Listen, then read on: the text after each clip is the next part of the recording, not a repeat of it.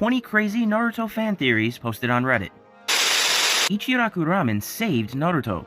Naruto would have turned evil without ramen Ichiraku, meaning Teiuchi is the most important resident of Konohagakure. And this one I kind of agree and kind of disagree. I don't think that the ramen is the sole reason why Naruto didn't turn evil. I do think Ichiraku played a major factor in turning Naruto into a good person, but it wasn't just Ichiraku that made sure he didn't turn evil. Because I think Iruka also played a major factor in this, as well as other people that were good to him in life, such as Choji and Shikamaru and such like that. Although Ichiraku did make it so he didn't starve, no thanks to the third Hokage, Naruto wrote a book after the Shinobi War. After the Shinobi War, Naruto secretly wrote a book titled The Tale of Jiraiya the Gallant on Jiraiya's life and death. It helped Naruto get closure over his loss and to leave behind something of Jiraiya's legacy. And while I think that would actually be really cool, I highly doubt that actually happened. I see no shot in Naruto actually sitting down to write, well, really anything, let alone a book. Naruto has abandonment issues. Naruto is very clingy and has abandonment issues. And this one I actually agree with. I mean, I don't think this one's really actually that much of a theory in the first place, it's kind of just fact. I mean, the man literally chased around Sasuke for 4 years! And of course he has abandonment issues. His parents died, he was shunned pretty much his entire life, and the third Hokage basically left him to starve. Mikoto wanted to adopt Naruto. Mikoto wanted to adopt Naruto because she was friends with Kushina, and she visited him in the hospital and held him, etc. But the council didn't allow it because they didn't want the Uchiha to have such close access to the Kyuubi. After her request, they went further and banned her from visiting him.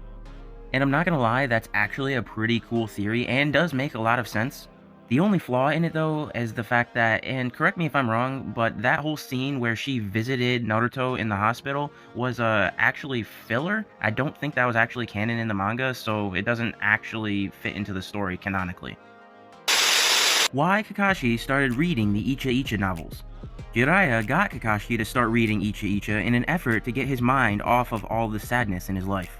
And I do think that this theory does have some merit in the sense that Kakashi probably does read in order to distract himself from all the bad things in life. But I'm not entirely convinced that it was Jiraiya that told him to do it. I still prefer the headcanon that Kakashi is kinda just secretly a little freaky. Tsunade and Jiraiya ignored their feelings for each other. Tsunade is in love with Jiraiya, but never gave him a chance because she didn't want to lose him like she lost Dan and her brother.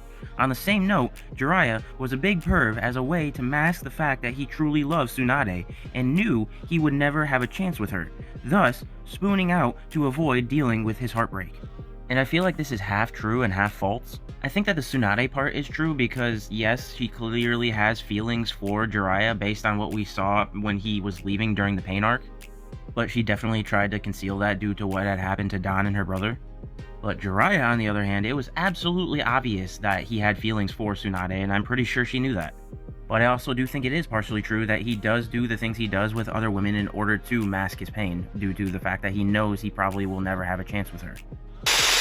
After Kakashi fought Obito. When Kakashi was stitching himself up after his fight with Obito, he was using the kit Rin gave him for becoming a Jonin. And I mean, this could be true, there's no proof for or against this, it very well could be the one that Rin gave him. Or it could be one that he just bought at the local Rite Aid. Kushina and Mikoto had plans to integrate the Uchiha. Mikoto Uchiha and Kushina Uzumaki were best friends. Kushina distracted Mikoto from the stifling atmosphere of the Uchiha clan, and they both had plans on how to integrate the Uchiha better once Minato became Hokage. After she died, Mikoto was devastated and lost her spark. And again, this is a very interesting theory, but at the same time, I think it's a very big reach, because there's literally zero proof of any of this, and even as far as their friendship goes, yes, it is implied that they are friends, but there is no proof whatsoever that they are best friends like this theory says. The Tale of the Utterly Gutsy Shinobi. Jiraiya's first novel, The Tale of the Utterly Gutsy Shinobi, may have received some renewed interest after the war, given the name of the protagonist. And this does make some sense since the protagonist is named Naruto. But it is a really random fan theory, and I am just kinda curious as to what made someone randomly think of this. Sakumo Hatake was able to move on. Hatake Sakumo wasn't able to be resurrected with the Imperial World reincarnation because he talked to his son in Limbo, gave him closure, and allowed him to move beyond the reach of the material world. And I like the fan theory, but I don't know how much sense it really makes. Because correct me if I'm wrong, but I don't think the reanimation jutsu just specifically applies to people who haven't fully moved on yet. Because there's no shot that out of all of the people in the war, not a single one of them was able to move on to the afterlife. That doesn't make sense. Sakumo Hatake inadvertently caused the Third Shinobi War.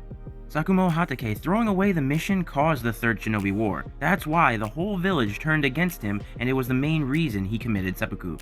And this is definitely an interesting theory that could actually have some backing due to the fact we never actually learned what the importance of this mission was. And it leaves me extremely curious as to what the mission could have been, so much so that everyone hated him due to him saving his friends over the mission. Team 7 gained a bad reputation after the war.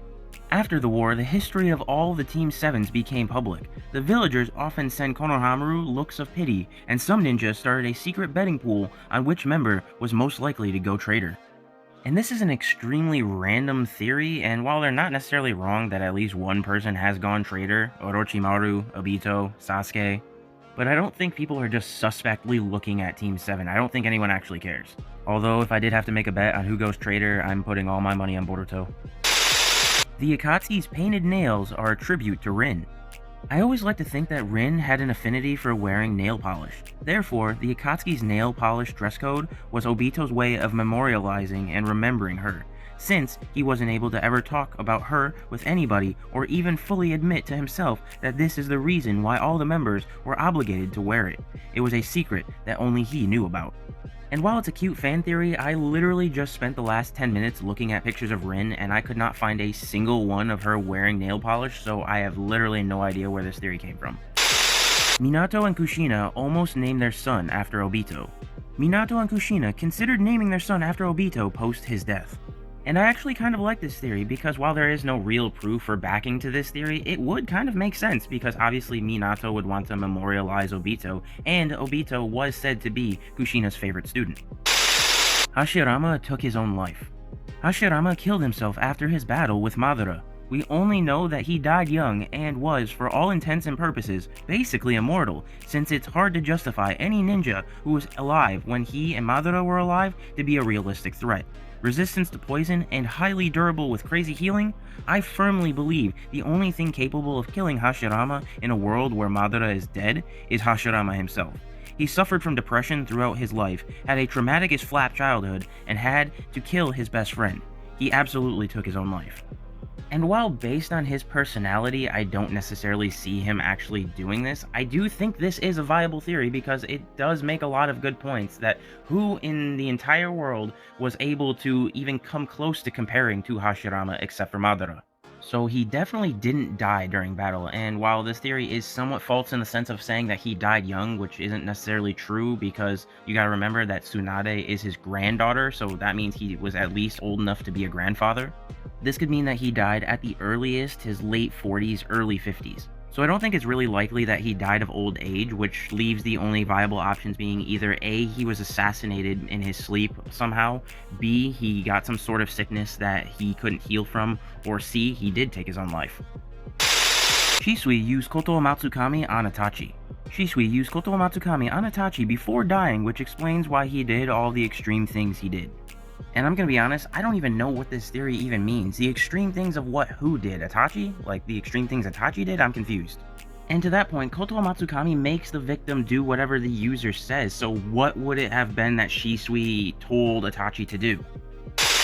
Konan watched over Pain for a reason. Konan would watch over Pain, Yahiko's body, when he would be in rest mode in hopes that Yahiko would come back. And again, a cute theory, but I highly doubt Konan was just sitting there hoping that her dead friend would magically manifest back to life.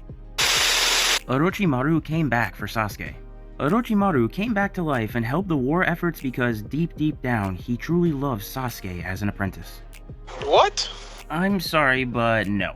While sure, yeah, it doesn't really make much sense as to why Orochimaru all of a sudden became a good guy, I definitely don't think it's because he loves his precious student.